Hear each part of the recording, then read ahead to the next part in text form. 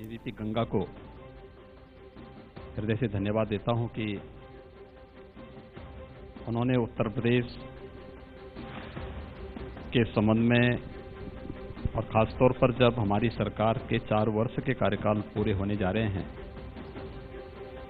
और इस समय हमारा बजट सेशन भी चल रहा है जी, इस अवसर पर एक महाधिवेशन का ये विशेष आयोजन किया है। देखिए, उत्तर प्रदेश पिछले 4 वर्षों के दौरान चर्चा में रहा है और मेरा ये मानना है कि व्यक्ति हो या समाज, अगर उसे जीवंतता का एहसास कराना है तो उसको चर्चाओं में रहना चाहिए जी। तो यही चर्चा का विषय उत्तर प्रदेश बना रहा है। चर्चा का विषय पहले भी रहता था, लेकिन पहले नकारात्मक कारणों से, और विगत 4 वर्षों के दौरान, लगभग 4 वर्ष होने जा रहे हैं, ये जो चर्चाएं थी ये सकारात्मक दिशा में गई हैं जी। एक सकारात्मक रही हैं और हम लोगों ने इस प्रकार का सकारात्मक किया, इसलिए सकारात्मक भी रही हैं। और मुझे प्रसन्नता है कि 4 वर्षों की जो यात्रा उत्तर प्रदेश की है, एक नए उत्तर प्रदेश की है जो अपनी एक नई पहचान के साथ देश और दुनिया के सामने है। अगर मैं कहूं कि प्रधानमंत्री मोदी जी के नए भारत का ये नया उत्तर प्रदेश है जी। और इस नए उत्तर प्रदेश के ये सभी और सही रूप देश को भी और दुनिया को भी दिखाई दे रहे हैं। देश की दूसरी सबसे बड़ी अर्थव्यवस्था, ये भी खासी चर्चा में है। तो जिस उत्तर प्रदेश के बारे में ये चर्चा होती थी, उद्योगपति, बड़े औद्योगिक घराने यहां आने को तैयार नहीं थे, वहां से लेकर अब ये 4 साल का जो ये सफर रहा, जब आप ये कह रहे हैं कि हम इस वक्त उत्तर प्रदेश देश की दूसरी सबसे बड़ी अर्थव्यवस्था बन गया है, कितना जटिल था, कितनी चुनौतियां थी और ये लक्ष्य कैसे हासिल किया? देखिए, उत्तर प्रदेश में उस प्रकार की संभावनाएं पहले भी थी जी। और उत्तर प्रदेश मुझे लगता है कि दूसरा ही नहीं बल्कि देश की पहली अर्थव्यवस्था बनने का अधिकारी भी है जी। और हम लोगों ने जो रोड मैप अपना तैयार किया है उसी दिशा में तय किया है। ये अचानक एक दिन में नहीं हुआ या एक दिन के अंदर हम इसे अचीव भी नहीं कर पाए। याद करिए, यह देश जब आजाद हुआ था तो तब देश का और उत्तर प्रदेश का जो पर कैपिटा इनकम थी वो समान थी। जी। भारत का जो सबसे समृद्धतम प्रदेश था उसमें से उत्तर प्रदेश एक था जी। और मुझे लगता है कि ये स्थिति उस समय थी, लेकिन धीरे धीरे करके उत्तर प्रदेश इससे पिछड़ता गया। जाति की राजनीति, क्षेत्र की राजनीति, मत और मजहब की राजनीति ने, बेईमानी और भ्रष्टाचार ने, जातिवाद और परिवारवाद ने उत्तर प्रदेश की परंपरागत उद्योग को बंद किया। यहां पे सत्ता में अपराधी और माफिया हावी होते गए, अराजकता का एक नया तांडव और दंगों की एक नई श्रृंखला प्रदेश के अंदर खड़ी हुई। जब सुरक्षा का वातावरण नहीं था तो कोई निवेशक यहां निवेश भी नहीं करता था। परंपरागत उद्यम पहले से ही बंद की कगार पर था और अंततः ऐसी स्थिति आई 2016 में। अगर आप देखेंगे 2016-17 में हम लोग आए मार्च में जी। फाइनेंशियल ईयर क्लोज होता है मार्च में, उसी समय हम लोग आए थे और 2016-17 में उत्तर प्रदेश देश की 5वीं अर्थव्यवस्था हो गया था जी। यानी दूसरी से चलते चलते वह एक समय 10 तक गया, 10 के बाद फिर वो आगे पीछे होता गया, लेकिन 16-17 में 5वीं अर्थव्यवस्था थी और 17 के बाद फिर जो प्रयास और जो रोडमैप तैयार हुई उसके लिए एक टीम वर्क है। आदरणीय प्रधानमंत्री मोदी जी का मार्गदर्शन, उनकी प्रेरणा, सार्वजनिक जीवन में शुचिता और पारदर्शिता के साथ साथ हम लोगों ने सेक्टोरियल पॉलिसीज बनाई हैं जी, इस पिक एंड चूज नहीं होगा। जो भी होगा नियम और नीतियों के तहत होगा। आप उसका पालन करिए, सरकार आपको उस प्रकार की इंसेंटिव देगी, सरकार उस प्रकार की व्यवस्थाएं करेंगे। और उत्तर प्रदेश इंफ्रास्ट्रक्चर का एक नया केंद्र बिंदु बना, निवेश का सबसे अच्छा डेस्टिनेशन बना। आज उसका परिणाम है कि हमने परंपरागत उद्यम को यहां पर पुनर्स्थापित किया है। वन डिस्ट्रिक्ट वन प्रोडक्ट की जो देश के अंदर आदरणीय प्रधानमंत्री जी ने आत्मनिर्भर भारत की जो घोषणा कोविड-19 के दौरान की है, इस आत्मनिर्भर भारत की पृष्ठभूमि में परंपरागत उद्यम है, वोकल फॉर लोकल जी, जो प्रधानमंत्री जी ने कहा। तो ये प्रधानमंत्री जी की प्रेरणा से हम लोगों ने वन डिस्ट्रिक्ट वन प्रोडक्ट की अपनी अभिनव योजना यूपी के अंदर लागू की, जो आज देश की सबसे लोकप्रिय योजनाओं में है। इसने हमारे एक्सपोर्ट को 38% बढ़ाया। इसने उत्तर प्रदेश के परंपरागत उद्यम को, जो किसी भी भारी निवेश के लिए, बड़े निवेश के लिए एक आधार भूमि तैयार करता है, वह क्लस्टर उत्तर प्रदेश के अंदर मौजूद था, लेकिन मृत प्राय सा हो गया था। हमने उसकी ब्रांडिंग की, हमने उसकी मार्केटिंग के लिए व्यवस्था की, हमने उसको नई डिजाइन के साथ जोड़ा, हमने उसको प्रमोट करने के लिए सारी सुविधाएं उपलब्ध कराई, और आज उसका परिणाम है कि उत्तर प्रदेश एक्सपोर्ट का एक नया हब उसके माध्यम से बन रहा है। उत्तर प्रदेश में आज उससे रोजगार की संभावनाएं बढ़ी। कोरोना कालखंड में 40 लाख लोग उत्तर प्रदेश में आए जी। इन 40 के 40 लाख लोगों को हमने उत्तर प्रदेश में अंदर रोजगार दे दिया, कोई समस्या नहीं हुई। लोग घबराते थे क्या होगा, मैंने कहा 40 नहीं, हमारे पास 1 करोड़ लोगों को रोजगार देने की संभावना हम देंगे। ये हमारे लोग हैं, इनकी ऊर्जा का उपयोग हम उत्तर प्रदेश के लिए करेंगे, और आज उसका परिणाम है। आपने देखा होगा माइग्रेंट लेबर जो एक बार वापस यूपी में आया, वापस नहीं गया, वो यूपी में रह रहा है, बहुत अच्छे ढंग से अपने गांव में, अपने क्षेत्र में, अपने जनपद में काम कर रहा है, क्योंकि ओडीएपी योजना ने उसको रोजगार की संभावनाओं को आगे बढ़ाया। हमने बैंकों से और वित्तीय संस्थाओं के साथ उसको जोड़ दिया, वो रोजगार प्राप्त कर रहा है, हर एक स्तर पर उसके सामने संभावनाएं बनी। हमने ओडीओपी योजना को आगे बढ़ाया, हमने नए निवेश के लिए उस प्रकार का वातावरण पैदा किया। ईज ऑफ डूइंग बिजनेस में उत्तर प्रदेश 12वें स्थान से दूसरे स्थान पर, उसमें भी उत्तर प्रदेश आया, और इंफ्रास्ट्रक्चर का एक जाल भी उत्तर प्रदेश के अंदर बिछाने की जो तैयारी हुई, जिसमें एक्सप्रेसवेज का है, इंटर स्टेट कनेक्टिविटी का है, एयर कनेक्टिविटी का है, मेट्रो का है, ये सभी तेजी के साथ उत्तर प्रदेश के अंदर बने, जिसका परिणाम है कि आज उत्तर प्रदेश के अंदर बड़ा निवेश भी आ रहा है, और उत्तर प्रदेश तेजी के साथ देश की एक बड़ी अर्थव्यवस्था के रूप में आगे बढ़ा है। इसी से जुड़ा एक और प्रश्न, लगभग 186 सुधार आपने किए, और एक आंकड़ा सामने आता है कि 172 या 176 करोड़ रुपए प्रतिदिन उत्तर प्रदेश में निवेश हो रहा है। तो जो ये 2 बड़े लक्ष्य थे, जो सुधारों की बात है, क्योंकि ईज ऑफ डूइंग बिजनेस में जो सबसे बड़ी बाधा थी वो यही थी कि जो जटिलता थी सिस्टम की, और वो सिस्टम की जटिलता राजनेताओं, नौकरशाह, उसमें सब लोगों की वजह से थी, और एक बड़ी चुनौती थी। उस चुनौती से आप किस तरह से बाहर आए?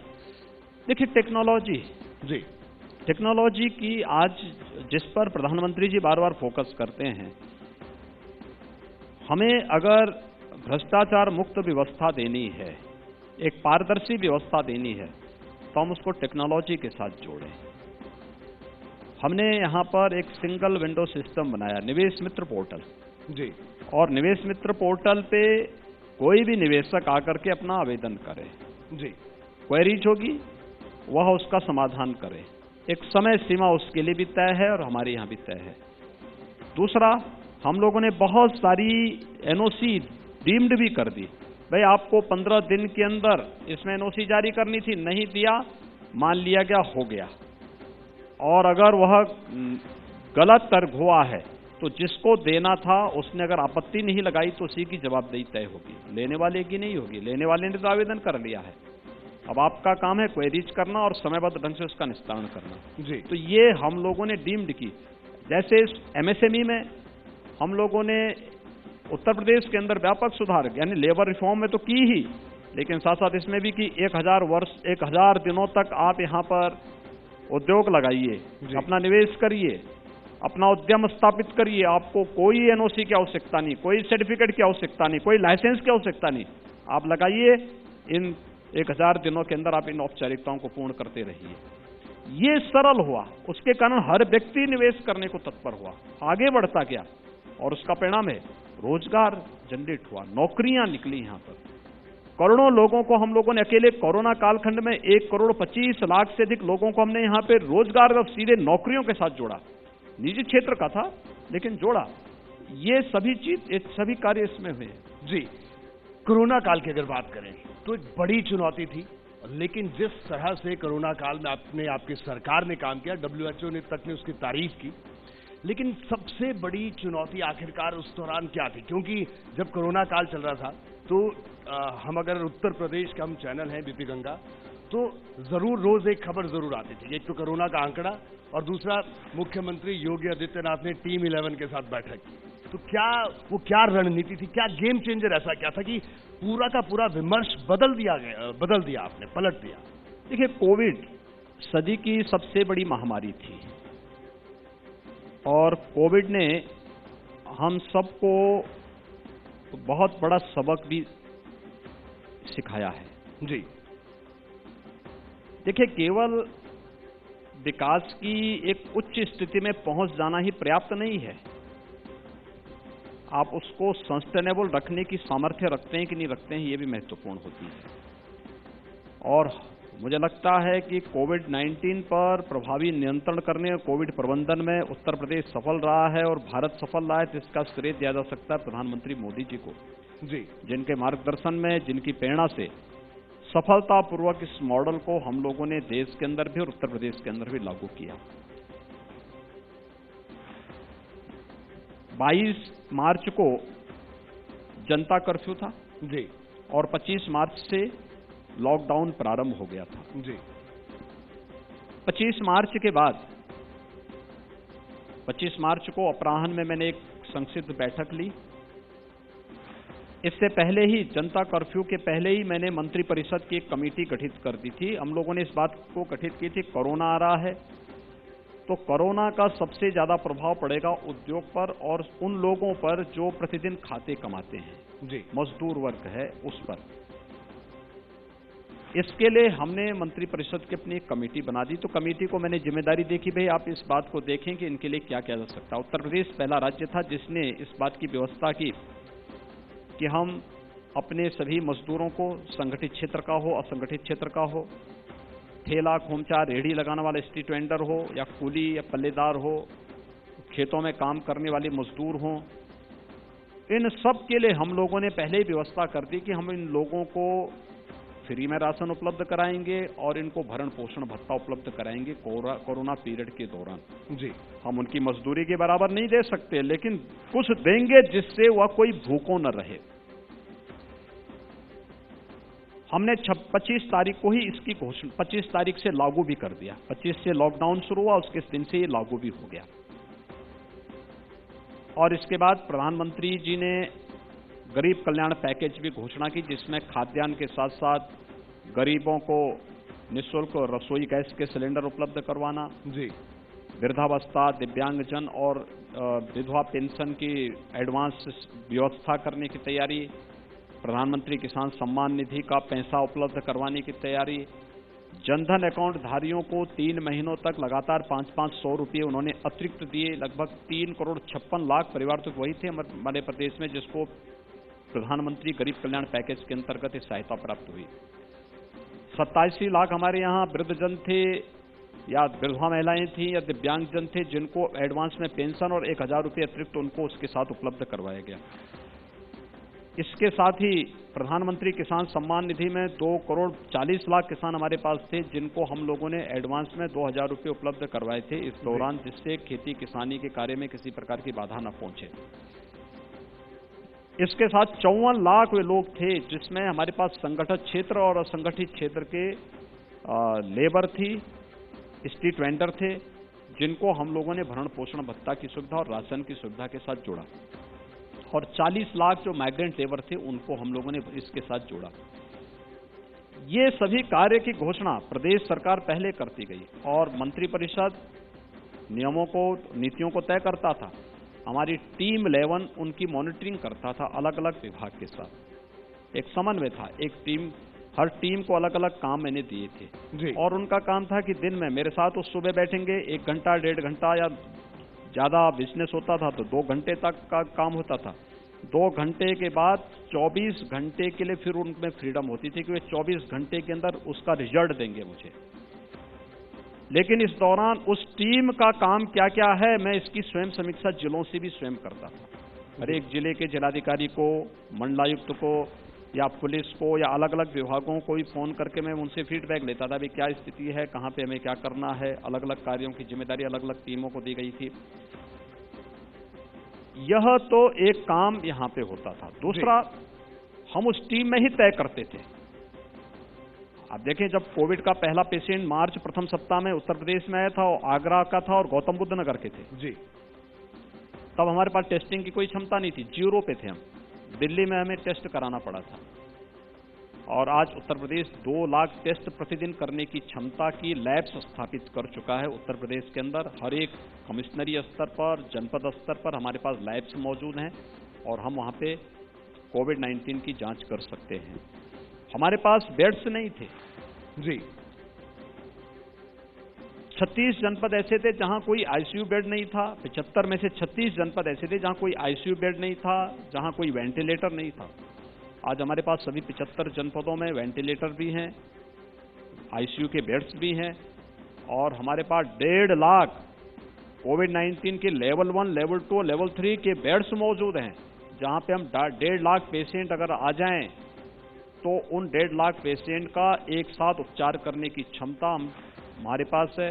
हम ऐसे उन सभी का उपचार भी, बेहतर उपचार दे सकते हैं। उतना हमारे पास मैन पावर है, चिकित्सक हैं और हर प्रकार की उसमें हमारे पास जो है पीपी किट की व्यवस्था हमारे पास नहीं थी। एचएलएल हमें जो है पीपी किट उपलब्ध भारत सरकार की संस्था थी, उपलब्ध कराती थी। हम उनकी जांच कराते थे, यहाँ पर क्वालिटी का कोई बात होती थी वापस भेजते थे, फिर नया आता था। हमने यहाँ पर एमएसएमई यूनिट को सक्रिय किया जी। एमएसएमई यूनिट है, यहाँ पे 200 से अधिक हमारे पास यूनिट हैं जो पीपी किट, ग्लव्स, मास्क ये सब तैयार कर रहे हैं जी। और न केवल उत्तर प्रदेश के लिए बल्कि देश के अन्य राज्यों के लिए भी। और दुनिया का कोई देश चाहता है कि उन्हें पीपी किट, ग्लव्स, मास्क चाहिए, उत्तर प्रदेश उनको उपलब्ध कराने की तैयार है। सैनिटाइजर, याद करिए, मार्च प्रथम सप्ताह में सैनिटाइजर का 100 ml का दाम 500 रुपए तक पहुंच गया। बिल्कुल जी। हमने हमने सभी चीनी मिलों को बुलाया, डिस्टिलरीज से कहा कि भाई अगले 2 महीनों के लिए आपको डिस्टिलरी में केवल सैनिटाइजर बनाना है। इतना सैनिटाइजर बनाया कि उत्तर प्रदेश की आपूर्ति तो आज भी हो रही है। 27 राज्यों को हमने सैनिटाइजर यहां से उपलब्ध कराया। जिसने कहा हमारे पास पैसा नहीं, हमने कहा फ्री में ले जाइए। और जो पैसा दे सकता था उन मिलों को हमने पैसा भी उपलब्ध करवाया। ये सभी काम हर एक स्तर पर होता रहा। टीम 11 उसमें बहुत प्रभावी रहा। तंत्र ने बहुत काम किया। टीम, मेरे मंत्रिपरिषद के सदस्यों ने बहुत अच्छा काम किया। जनप्रतिनिधियों ने बेहतर काम किया, स्वयंसेवी संगठनों ने बेहतर काम किया और समाज के दान। ये जितनी लैब्स हम बनाए हैं, इंफ्रास्ट्रक्चर लैब का जो हमने तैयार किया, लेवल 2, लेवल 3 के बीएसएल जो लैब हमने स्थापित की, आप आश्चर्य करेंगे, इसमें ज्यादातर लैब्स हम लोगों ने जो स्थापित की है सरकारी पैसे से नहीं, जनता के सहयोग से, जो हमें सीएसआर से या पब्लिक ने जो डोनेट हमें किया उससे हमने लैब स्थापित की और उससे हमारी वो लैब स्थापित हुई जो परमानेंट एक इंफ्रास्ट्रक्चर हमारे लिए क्रिएट हुआ। वेंटिलेटर हमें भारत सरकार ने उपलब्ध कराए या सीएसआर से या पब्लिक डोनेशन से हमने वेंटिलेटर और अन्य सुविधाएं खरीदी, जहां पर हम लोग स्टेट में ये सब सुविधाएं दे पाए। तो बहुत बड़ा काम हुआ। इसका परिणाम रहा उत्तर प्रदेश बेहतर कोरोना प्रबंधन का एक नजीर प्रस्तुत किया और WHO आदरणीय प्रधानमंत्री जी ने भी और WHO ने भी उत्तर प्रदेश के कोरोना प्रबंधन की सराहना की। जी बिल्कुल, ये आपने बड़े विस्तार से बताया। लेकिन मुख्यमंत्री जी, इस बार का जो बजट आया उसमें आपने कहा कि किसानों की उत्पादकता बढ़ाएंगे और आपने लक्ष्य भी रखा है। तो वो लक्ष्य कैसे हासिल होगा, क्योंकि किसानों का मुद्दा इस वक्त पूरे देश में गर्म है। देखिए, किसान हमारा अन्नदाता है और अन्नदाता किसान का सम्मान मुझे लगता है कि कोई भी संवेदनशील सरकार करेगी। मैं इस बात को दावे के साथ कह सकता हूं कि आजादी के बाद कम ज्यादा अलग अलग सरकारों ने किसानों के लिए किया होगा जी, लेकिन जितना किसानों के लिए प्रधानमंत्री मोदी जी ने किया उतना किसी ने नहीं किया। और किसानों के जीवन में आमूलचूल परिवर्तन करने और किसान की, देखिए, कुछ मुद्दे तो 2014 के बाद लाइट में आए हैं जी। एक सॉइल हेल्थ कार्ड जारी होना है। किसानों के, केवल मनुष्य के और पशुओं की ही जांच नहीं होगी, बल्कि इस धरती माता, जो धरती माता हमें अन्न देती है, जो हमारा पेट भरती है, उस धरती माता के स्वास्थ्य की भी परीक्षण की व्यवस्था होनी चाहिए। और सॉयल हेल्थ कार्ड जारी करने का श्रेय अगर किसी को दिया जा सकता है, प्रधानमंत्री मोदी जी को दिया जा सकता है। किसानों के लिए प्रधानमंत्री फसल बीमा योजना जी, किसान असमंजस में रहता था, भाई कभी फसल तैयार हुई, उसी समय अतिवृष्टि हो गई, फसल नष्ट हो गई, कोई उसको रियायत नहीं मिलती थी, कोई राहत नहीं मिलती थी। प्रधानमंत्री फसल बीमा योजना ने उसको एक गारंटी दी।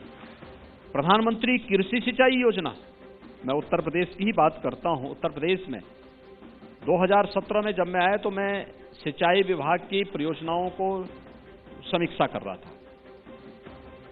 मेरे पास 1 दर्जन ऐसी परियोजनाएं उत्तर प्रदेश की थी जो 1970 के दशक में प्रारंभ हुई थी, लेकिन 2017 तक पूरी नहीं हो पाई थी।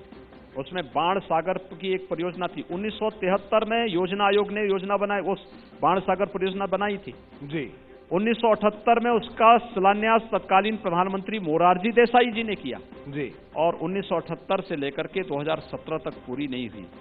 हमने एक मुश्त पैसा दिया, भारत सरकार से ही पैसा मांगा और 1 वर्ष के अंदर उस योजना को पूरा किया। बाण सागर परियोजना आज 2.5 लाख किसानों के जीवन में परिवर्तन ला रही है विंध्य क्षेत्र में जी। इसी प्रकार से सरयू नहर राष्ट्रीय परियोजना, मध्य गंगा नहर परियोजना, अर्जुन सहायक परियोजना, इस प्रकार की परियोजनाओं, ये सब 1970 के दशक की जो परियोजनाएं थी, जिसको इस वर्ष के अंत तक हम 1 दर्जन परियोजनाओं को इस वर्ष के अंत तक हम पूरा करने जा रहे हैं। और ये 20 लाख हेक्टेयर लैंड को अतिरिक्त सिंचन की सुविधा दे रहे हैं। प्रधानमंत्री फसल कृषि सिंचाई योजना के माध्यम से ये संभव हो पाया है जी। ड्रिप इरिगेशन, कम पानी में बेहतर फसल। देखिए, प्रधानमंत्री मोदी जी ने एक खेती किसानी को भी तकनीक के साथ जोड़ने की व्यवस्था कराई। आधुनिक तकनीक दो और आधुनिक सुविधा उनको उपलब्ध कराओ जी। ड्रिप इरिगेशन उसका एक माध्यम है और ड्रिप इरिगेशन में 90% तक सब्सिडी किसानों को उपलब्ध करवाया जा रहा है।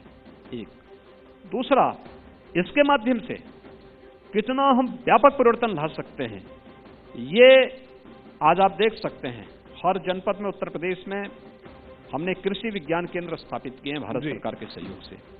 कृषि विज्ञान केंद्र किसानों को तकनीक का ज्ञान देने, अच्छी क्वालिटी का बीज उपलब्ध कराने में मदद कर रहे हैं। किसान को अच्छा बीज मिल जाए, समय पे खाद मिल जाए और उसकी उपज को क्रय की सुविधा उपलब्ध हो जाए। अकल्पनीय है जितना खाद्यान्न पिछले 4 वर्ष के दौरान किसानों ने उत्पादन किया और उसको प्रक्यूर हुआ। एमएसपी घोषित करना मात्र नहीं, एमएसपी के अनुरूप प्रक्यूरमेंट भी हो, यह महत्वपूर्ण है। और वह प्रक्यूरमेंट और एमएसपी लागत का 1.5 गुना दाम, एमएसपी 1966-67 से दिया जा रहा है जी, लेकिन लागत का 1.5 गुना नहीं था। आज लागत का 1.5 गुना दाम भारत सरकार एमएसपी घोषित कर रही है। एमएसपी के आधार पर किसान को ज्यादा बेहतर दाम मिल रहा है। मैं एक उदाहरण आपको बताता हूं। 2017-18 तक मकई उत्तर प्रदेश में बहुत, हमारा जो मध्य उत्तर प्रदेश है जी और पश्चिमी उत्तर प्रदेश का पार्ट, यानी अलीगढ़ से लेकर के आप आ जाएंगे बाराबंकी तक का भाग, ये पूरा जो है मकई उत्पादन बहुत अच्छी मात्रा में करता है। लेकिन मकई का दाम इनको 900 से 1100 रुपया मिलता था, उसकी कोई एमएसपी नहीं थी। 2017-18 में भारत सरकार ने उनकी एमएसपी घोषित की। एमएसपी घोषित की 1800 रुपया। एमएसपी घोषित करने के साथ ही हमसे कहा गया कि आप क्रय केंद्र स्थापित करवाइए। हमने क्रय केंद्र स्थापित किए। हमने कहा 1800 रुपया देंगे। 1800 रुपया हम दे रहे थे और मार्केट में उन्हीं किसानों को 2200 रुपये मकई का दाम मिलने, जिसको 1100 रुपया नहीं मिलता था उसको 2200 रुपया मिलने लग गया।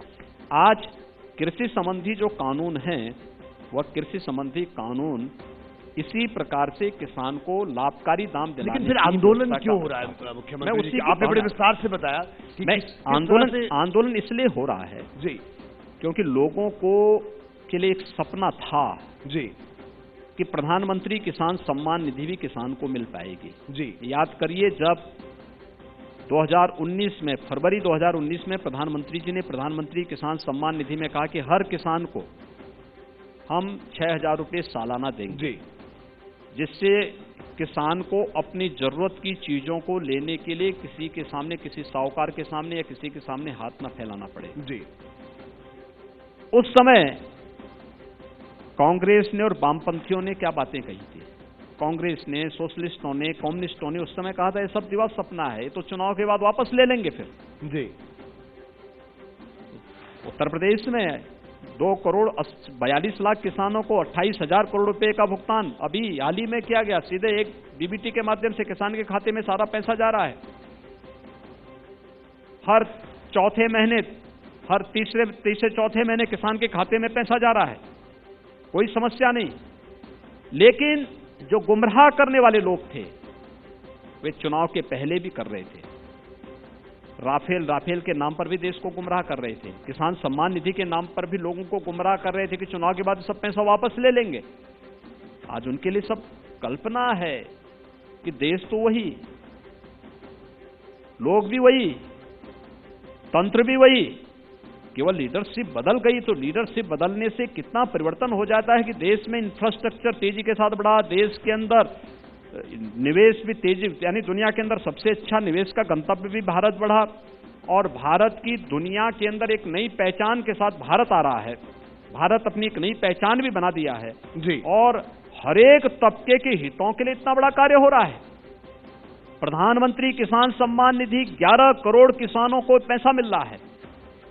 न इसकी किसी की जाति, न किसी का मत, न किसी का मजहब, न किसी का क्षेत्र, न किसी की भाषा, सबका साथ, सबके विकास के अनुरूप हर एक व्यक्ति तक इसको पहुंचाने का कार्य हो रहा है। वही लोग हैं जो चुनाव के पहले, 2019 के चुनाव के पहले विरोध करते थे कि साहब एक प्रधानमंत्री किसान सम्मान निधि धोखा है, चुनाव के बाद वापस ले लेंगे। आज जब ये पैसा किसान की जेब में पहुंच जा रहा है तो मुद्दा तो अब उनके पास कुछ बचा ही नहीं, क्योंकि गरीब को आवास फ्री मिल रहा है। 2.5 करोड़ लोगों को आवास 6 वर्षों में मिल गया। 3 करोड़ लोग गरीबों को निःशुल्क विद्युत के कनेक्शन मिल गए। 8 करोड़ गरीबों को रसोई गैस के कनेक्शन मिल गए, फ्री में मिल गए। देश के अंदर करोड़ों किसानों, यानी लगभग 55 करोड़ लोगों को जी आयुष्मान भारत के अंदर स्वास्थ्य बीमा का कवर मिल गया। ये उनके लिए कौतूहल का विषय है कि जिन लोगों ने देश के अंदर 50 वर्षों तक शासन किया जी, वे तो किसी गरीब को मकान नहीं दिला पाए, और मकान दिलाते थे तो मकान में अपने पूर्वजों का नाम डाल करके दिखाने का प्रयास करते थे कि जैसे ये कोई रहम कर रहे हो, इन पर कोई उधार दे रहे हो। यहां तो नाम किसी का नहीं।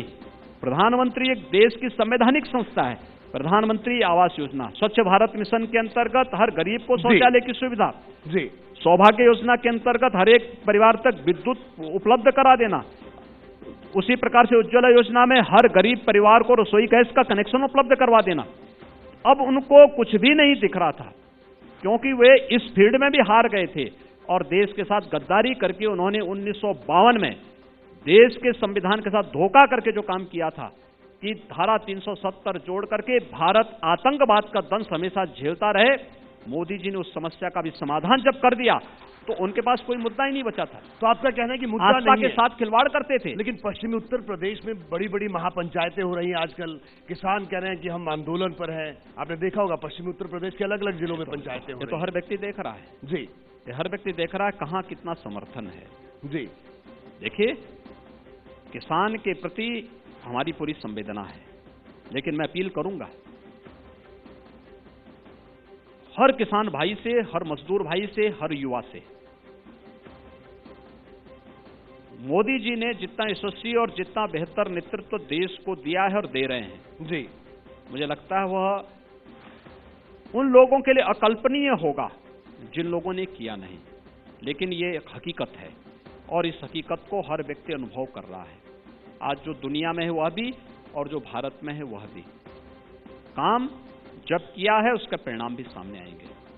हम यही तो पूछना चाहते हैं कि आखिर इसमें गलत है क्या। जो कानून 3 कृषि संबंधी कानून बनाए हैं जी, ये कृषि संबंधी कानून तो किसानों की आमदनी को कई गुना बढ़ाने के लिए है।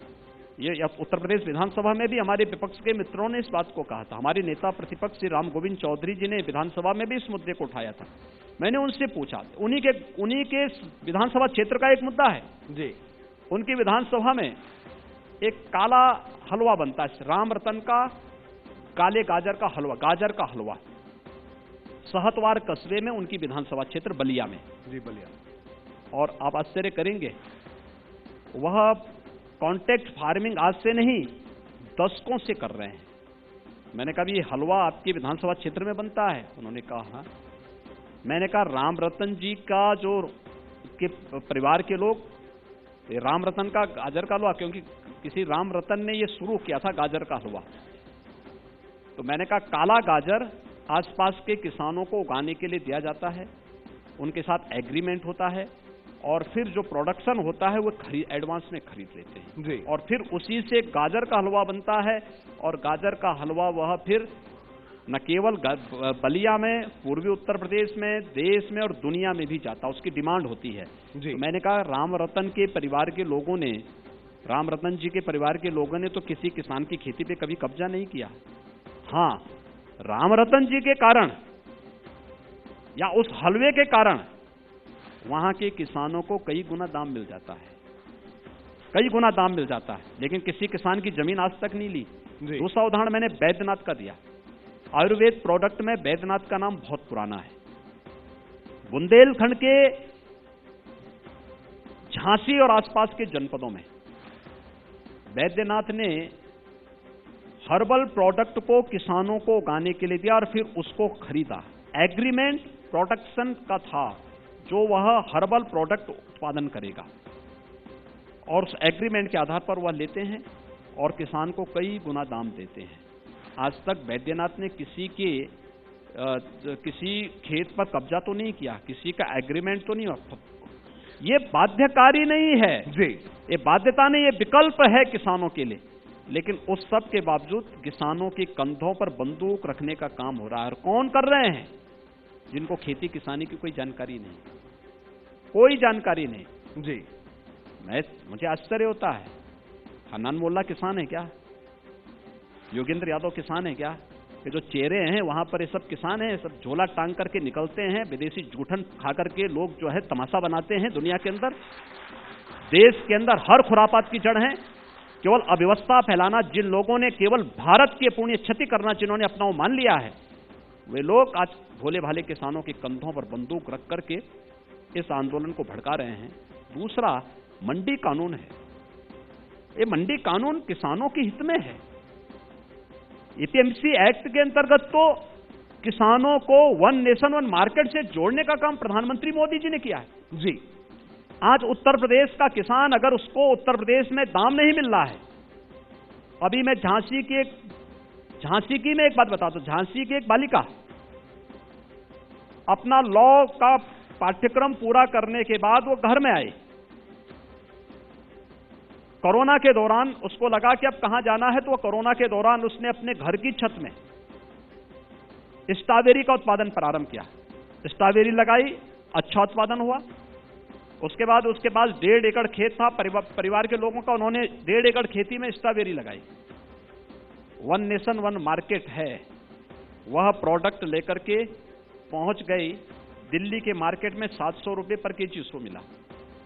1.5 एकड़ में 42 लाख का स्ट्रॉबेरी उन्होंने बेचा है। मैंने उनसे पूछा, जब हमने स्ट्रॉबेरी का महोत्सव करवाया था जी, मैंने उसका उद्घाटन किया, आदरणीय प्रधानमंत्री जी ने मन की बात में भी इसकी चर्चा की, और जब मैंने यहां बुला के उस परिवार से पूछा, मैंने कहा भी कितना आपका लागत आई? उन्होंने कहा 6 लाख। और मैंने कहा कितना आपने इसमें आखिर कितने की बिक्री हुई? उन्होंने कहा 42 लाख का। मुझे एक बात बताइए, एक किसान धान और गेहूं बेचेगा, बनाए साल भर में पैदा करेगा 1.5 एकड़ खेती में, कितना उसको मुनाफा हो जाएगा? 20,000 30,000? बिल्कुल, यही, इससे ज्यादा नहीं होगा ना। और वही परिवार खेती के विविधीकरण की तरफ गया। स्ट्रॉबेरी के माध्यम से उन्होंने नए सिरे से उत्पादन करना प्रारंभ किया और 36 लाख का नेट प्रॉफिट कमाता है। कौन खुशहाल होगा? प्रधानमंत्री मोदी जी हर किसान को उसी प्रकार से खुशहाल करना चाहते हैं। मंडी की बाध्यता को मंडी रहेगी, हमारी मंडी बंद नहीं हुई है। ये कानून 6 महीने पहले लागू हो चुका है। हमने मंडी अपनी बंद नहीं की, मंडी हमारी चल रही है।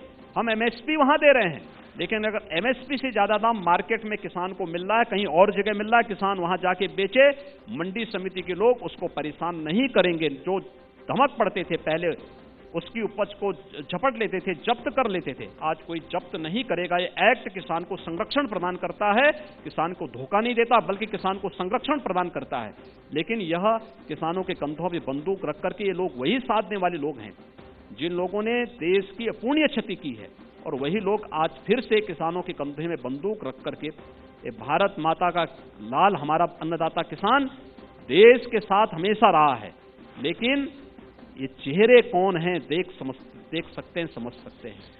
जो लोग जब ये देश अपना रिपब्लिक डे मना रहा था जी, अपना राष्ट्रीय पर्व मना रहा था, तब ये लोग लाल किले पे जाकर के भारत के आन मान और शान तिरंगे का अपमान किस रूप में कर रहे थे, देश ने देखा है, दुनिया ने देखा है। आप इनको किसान कहते हैं?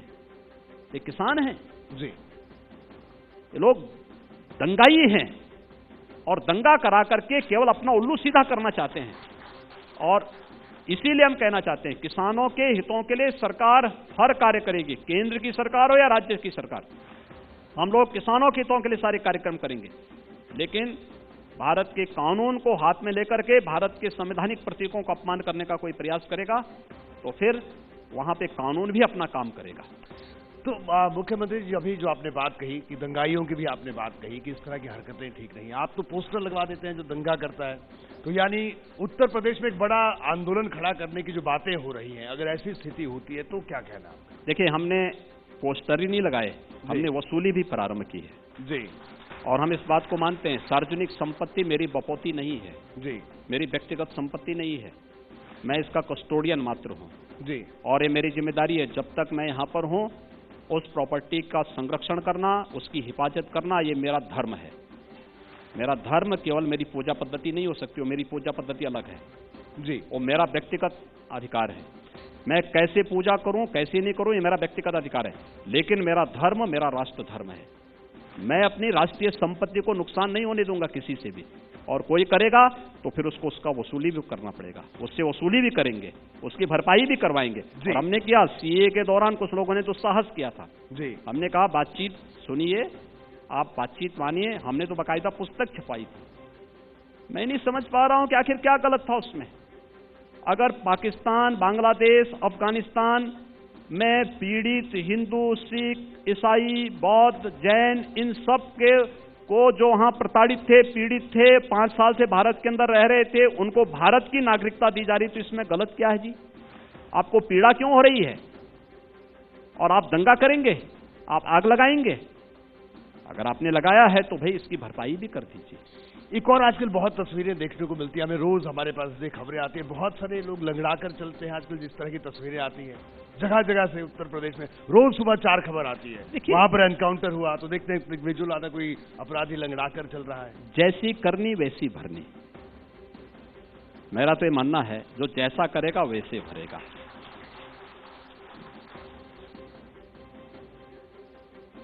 पुलिस हर 24 करोड़ जनता को सुरक्षा देने के लिए उत्तर प्रदेश पुलिस बनी है जी,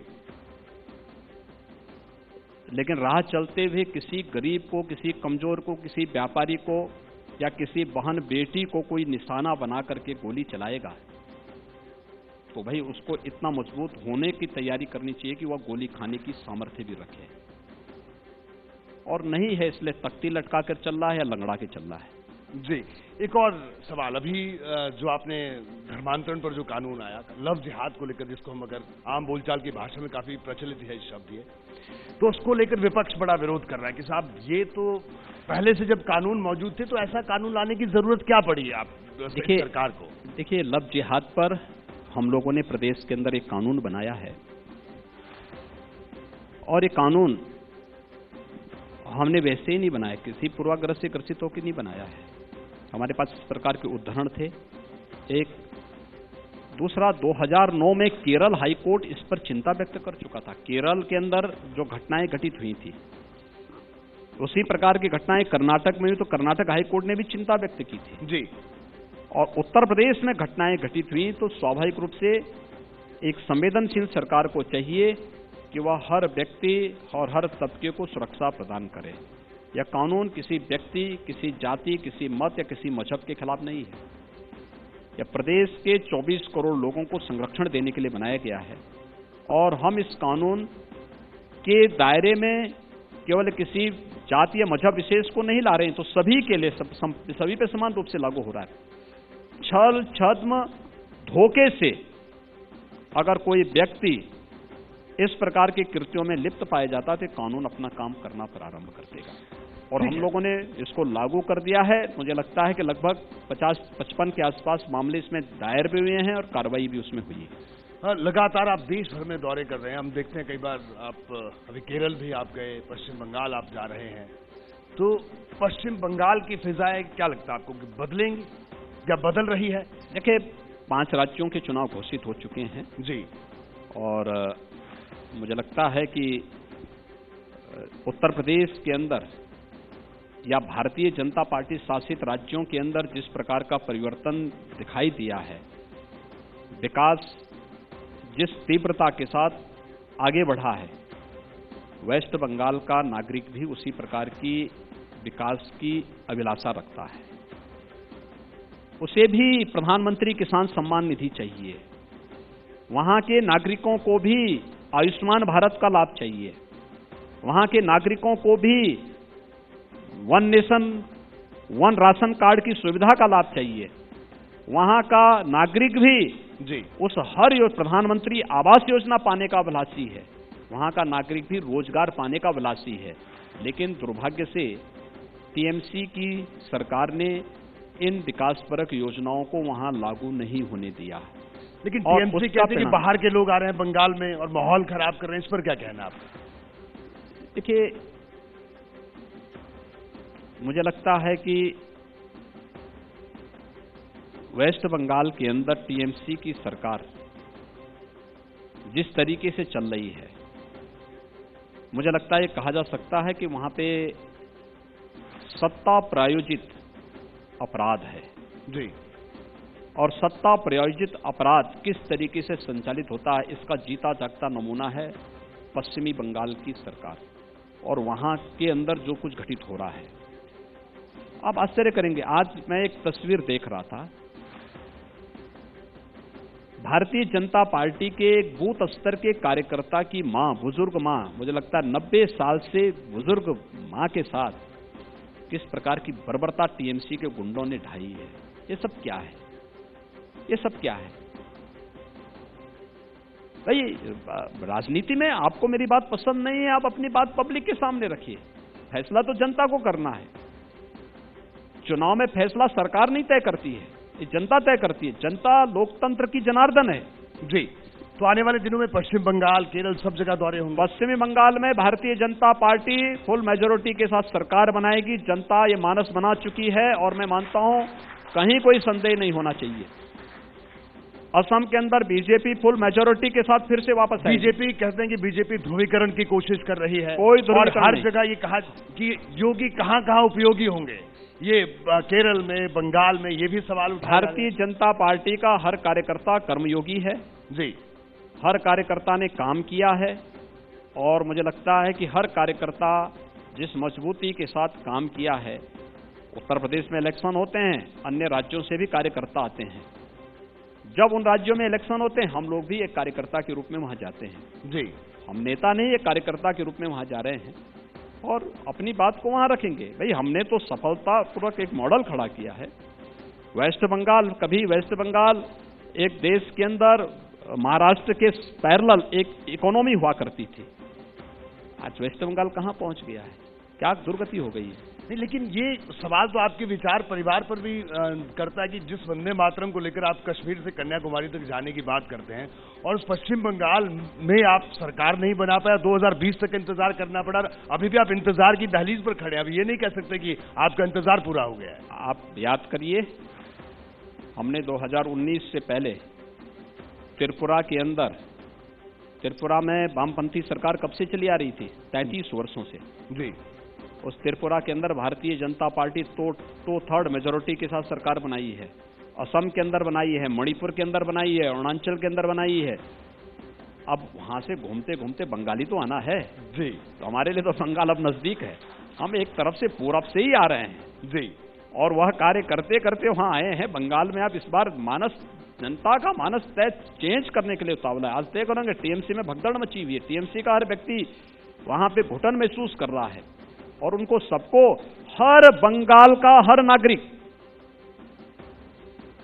जैसे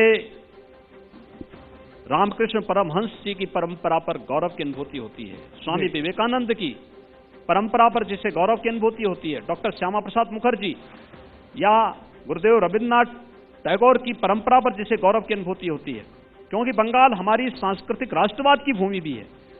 वह हर व्यक्ति बंगाल के अंदर भारतीय जनता पार्टी की सरकार देखना चाहता है, और भारतीय जनता पार्टी की सरकार इसलिए जो सुशासन के लिए, राष्ट्र की सुरक्षा के लिए, और जो वहां पे अराजकता और गुंडागिर्दी का तांडव सत्ता प्रायोजित है, इन सब पर नकेल कसने के लिए अच्छी सरकार चाहिए, और वह भारतीय जनता पार्टी। इसके इतर एक सवाल, इस बार विधानमंडल में आप काफी गुस्से में दिखे। आप नहीं, हम की मर्यादा तार तार हुई और काफी गुस्से में भी दिखे आप। नहीं, विपक्ष के सदस्यों ने कहा कि जो है, उन्होंने कहा, मैं बोलने, मुझसे चेयर ने मुझे बुलाया कि मैं जैसे जवाब देने के लिए खड़ा हुआ तो उन्होंने कहा था हमारे पेट में जो है कुछ दर्द हो रहा है, तो मैंने कहा आपके दर्द का उपचार करने के लिए मैं बोलने के लिए खड़ा हुआ हूं। भाई, सबका मर्ज तो हमारे पास है जी, भाई, सत्ता पक्ष जवाब ही तो देगा जी, तो आपका मर्ज तो हमारे जवाब में छुपा हुआ है, इसलिए आपके पेट के दर्द का मर्ज भी हम दे रहे हैं, चिंता मत करिए, आप बैठ जाइए। और जहां तक बात है गर्मी दिखाने की, तो गर्मी यहां मत दिखाओ भैया, अपने घर की खींच को यहां मत उतारा करो, क्योंकि आप लोग जब घर में जाते होंगे तो स्वाभाविक रूप से बहुत परिवार में हर व्यक्ति बोलता होगा भाई कि पापा देखिए राम मंदिर के लिए सब लोग दान दे रहे हैं, आप भी दीजिए। वो क्या मुंह दिखाएगा घर में, उन्होंने तो विरोध किया है, तो वो कहता हो मुंह छुपाए फिरते हैं, तो घर की उस खींच को आप सदन में क्यों उतारना चाहते हैं? इसलिए मैंने तो उनको कहा ये आंदोलन जीवी और चंदा जीवी की बहस चलिए कहां तक जाएगी मुख्यमंत्री जी? देखिए, प्रधानमंत्री जी ने बहुत अच्छे शब्द ये दिए हैं जी, जिन आप देश के अंदर कहीं भी कोई घटना घटित होगी, कोई घटना घटित होगी,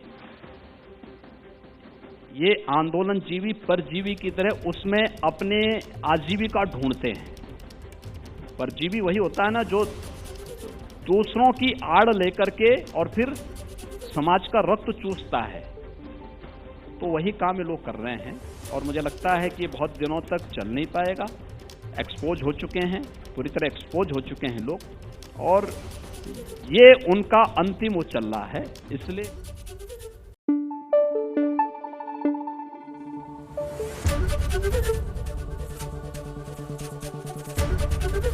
एबीपी न्यूज आपको रखे आगे।